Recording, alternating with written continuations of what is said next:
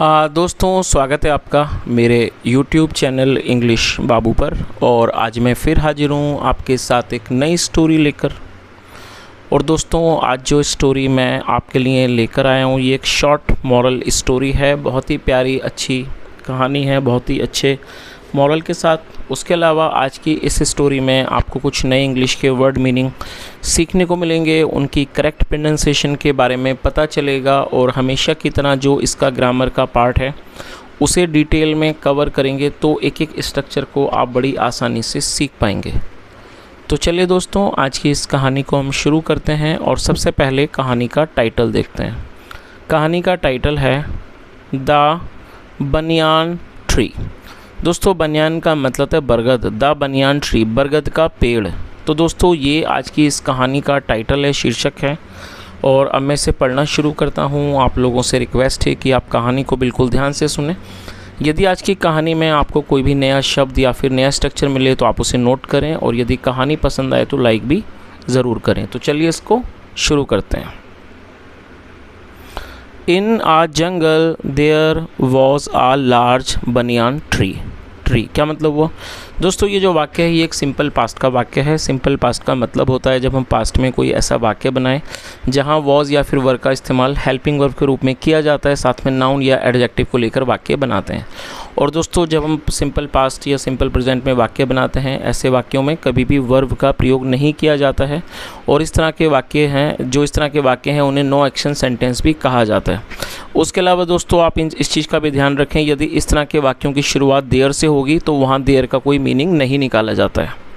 तो क्या अर्थ हुआ? इन अ जंगल, एक जंगल में, there was a large banyan tree, एक जंगल में एक विशाल बरगद का पेड़ था। लार्ज मतलब बड़ा, विशाल एक विशाल बरगद का पेड़ था। It's trunk was straight and strong. दोस्तों ट्रंक का मतलब होता है पेड़ का तना, और ये भी सिंपल पास्ट का वाक्य है जहाँ पर वॉज का इस्तेमाल हेल्पिंग वर्ब के रूप में किया गया है। स्ट्रेट का मतलब सीधा, स्ट्रॉन्ग मतलब मजबूत। इट्स मतलब उसका, it's trunk was straight and strong, उसका तना सीधा और मजबूत था। फॉर दिस रीज़न, इस कारण से, it always used to boast in front of other small plants and trees. क्या मतलब हुआ? It use to boast. दोस्तों यहाँ यूज टू का प्रयोग किया गया है वाक्य को बनाने में। यूज टू का प्रयोग पास्ट के वाक्यों में कंसिस्टेंसी को दर्शाने के लिए किया जाता है।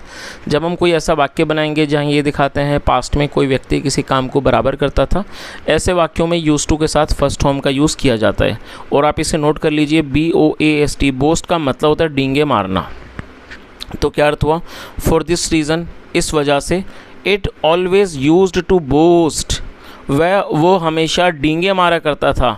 इन front of other small plants, अन्य छोटे पौधों के सामने, एंड ट्रीज पेड़ों के सामने। तो इस तरह से पूरी लाइन का क्या अर्थ निकला कि इसी वजह से वो हमेशा दूसरे छोटे पौधों और पेड़ों के सामने डींगे हाँका करता था। One day a grass grew up under the shade of this tree. दोस्तों ये जो वाक्य है ये पास्ट इंडेफिनिट का अफर्मेटिव वाक्य है, और जब हम पास्ट इंडेफिनिट में अफर्मेटिव का वाक्य बनाते हैं तो वहाँ सेकंड फॉर्म लगाई जाती है। ग्रो मतलब बढ़ना, second form grieve.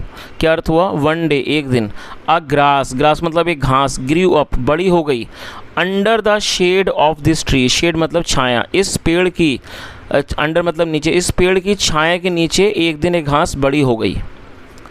It said to the banyan tree, it मतलब उसने, और दोस्तों ये जो इट है ये घास के लिए यूज़ किया गया प्रोनाउन के तौर पर। प्रोनाउन का मतलब होता है सर्वनाम, ऐसा शब्द जो किसी नाउन मतलब कि जो किसी भी संज्ञा के स्थान पे शब्द यूज़ हो उसको सर्वनाम कहते हैं, जिसे इंग्लिश में प्रोनाउन कहा जाता है। तो क्या अर्थ हुआ? It said to the banyan tree, उसने बरगद के पेड़ से कहा, oh you are so strong and huge. तो उसने क्या कहा कि you are so strong and huge. और दोस्तों ये जो वाक्य है ये सिंपल प्रेजेंट का है। जैसा मैंने आपको बताया सिंपल पास्ट में वॉज या वर्ब का इस्तेमाल करते हैं हेल्पिंग वर्ब में, ठीक उसी तरह से सिंपल प्रेजेंट में इज एम आर का यूज़ किया जाता है, साथ में नाउन और एडजेक्टिव का प्रयोग किया जाता है। तो उसने क्या कहा? Oh you are so strong and huge, मतलब आप बहुत मजबूत और विशाल हो। But I am so weak, लेकिन मैं बहुत कमज़ोर हूँ।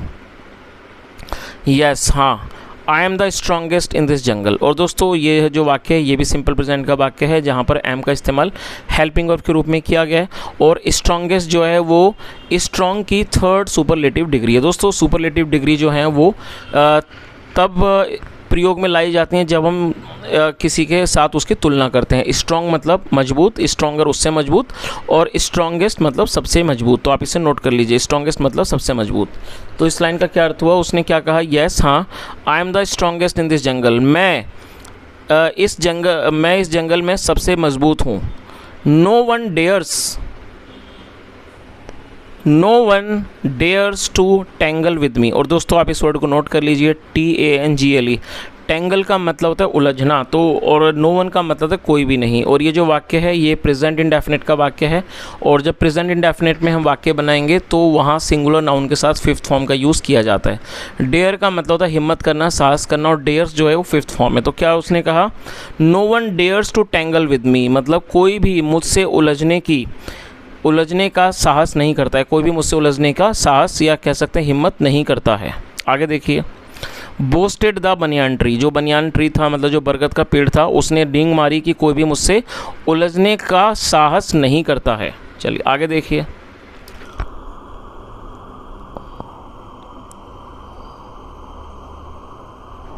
That night a strong wind blue. दोस्तों ये जो वाक्य है ये भी पास्ट इंडेफिनिट का अफर्मेटिव वाक्य है, जहाँ पर सेकंड फॉर्म लगाई जाती है। ब्लो का मतलब बहना, विंड ब्लो मतलब हवा बहना, सेकंड फॉर्म में ब्लू। तो क्या अर्थ हुआ, दैट नाइट उस रात, आ स्ट्रॉन्ग विंड ब्लू, मतलब कि एक ज़ोरदार हवा चली। It uprooted the banyan tree but the grass kept on swinging away one side to another. क्या अर्थ हुआ, it uprooted the banyan tree. दोस्तों आप इस वर्ड को जरूर नोट कर लीजिए, UPROOT। अपरूट का मतलब होता है उखाड़ना, और ये पास्ट इंडेफिनिट का वाक्य है तो सेकंड फॉर्म लगाई गई है। और जो इट है वो प्रोनाउन के तौर पर यूज़ किया गया हवा के लिए। तो क्या अर्थ हुआ, it uprooted the banyan tree, उसने बरगद के पेड़ को उखाड़ दिया। बट लेकिन the grass kept on swing from one side to another, लेकिन जो घास थी वो एक तरफ से दूसरी तरफ स्विंग होते मतलब सोए करते रही, मतलब एक तरफ से दूसरी तरफ वो होती रही, झूलती रही। आगे देखिए, सो इसलिए इट इज़ सैड, ऐसा कहा जाता है, that God always destroys the proud. तो आगे क्या मतलब वो इस लाइन का, कि इसलिए कहा जाता है कि जो ईश्वर है वो हमेशा डिस्ट्रॉय कर देता है, खराब मतलब कि विनाश कर देता है, द प्राउड मतलब कि घमंडी को हमेशा उसका सर्वनाश कर देता है। चलिए, तो दोस्तों इस तरह से ये छोटी सी कहानी ख़त्म होती है बहुत ही अच्छे मॉरल के साथ। और यदि हम कहानी के मॉरल के बारे में बात करें तो कहानी का जो मॉरल है वो यही है कि कोई भी व्यक्ति यदि घमंड करता है, अहंकार करता है, तो उस व्यक्ति का जो अहंकार है, घमंड है, उसको मिटा दिया जाता है। तो दोस्तों ये आज की कहानी थी। यदि आपको कहानी पसंद आई और मेरा पढ़ाने का प्रयास भी आपको अच्छा लगा हो तो आपसे रिक्वेस्ट है आप इस वीडियो को ज़रूर लाइक करें, दोस्तों के साथ शेयर करें, चैनल को भी सब्सक्राइब करें।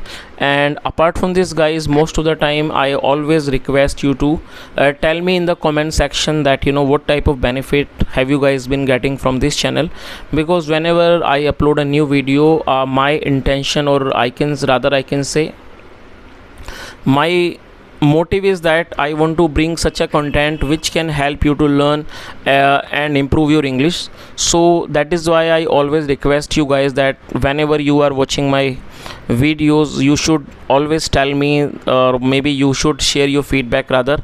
And if you have any type of suggestion which can help us to improve the content, or maybe which can help us to improve the quality of our content, you are most welcome. You can just leave your feedback, your valuable suggestions in the comment section. And apart from this guys, some of you have been watching my channel for a long time, like 6 months or maybe 1 year. So I would also like to know your feedback about my channel, that if you have been following this channel for a very long time, then what type of benefit have you guys been getting. Because whenever you come to my channel, you come here to learn something. Maybe some of you guys want to learn vocabulary, and some of you want to improve your grammar plus your communication skills. So I try to bring such content which can cater all such things, and which can help you to improve your grammar plus your English communication skills. So guys, it's my humble request today that just try to write a feedback in the comment section. And as I told you, apart from this, if you have any type of valuable suggestion for the channel, or if you think that your suggestion can help us to improve, then you are most welcome. Please do share your valuable feedback and your suggestion in the comment section. Thank you so much for listening, have a nice day and bye.